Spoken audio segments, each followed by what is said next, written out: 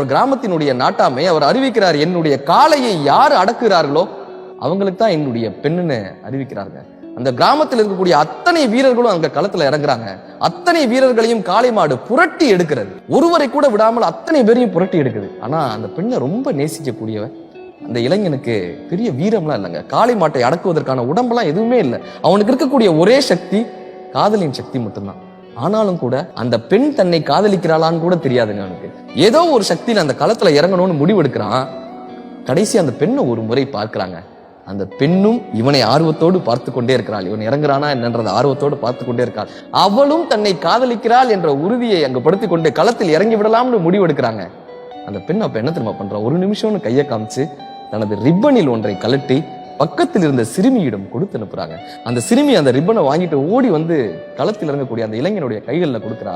அந்த ரிப்பன் அவன் கட்டுறான். கைகளில் கட்டும் பொழுதே அந்த ரிப்பனில் இருந்து ஒரு வாசம் வருது. களத்தில் இறங்குறான். காளை மாடு இவனை நோக்கி வருது.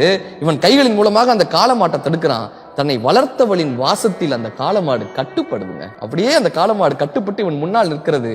ஊர் மக்கள் எல்லாம் இவன் தான் காளை மாட்டை அடக்கி விட்டான் இவனுடைய வீரத்தையும் இவனுடைய சக்தியையும் ஊர் மக்கள் எல்லாம் பாராட்டிக்கிட்டே இருக்காங்க. ஆனால் காளை மாட்டை அடக்கியது இவனுடைய சக்தி அல்ல, காதலின் சக்தி என்பது இவனுக்கும் அவளுக்கும் மட்டுமே தெரிந்த ரகசியம். அன்று காதல் பண்ணியது உந்தன் கண்ணம் கிள்ளியது, அடி இப்போதும் நிறம் மாறாமல் என் நெஞ்சில் நிற்கிறது.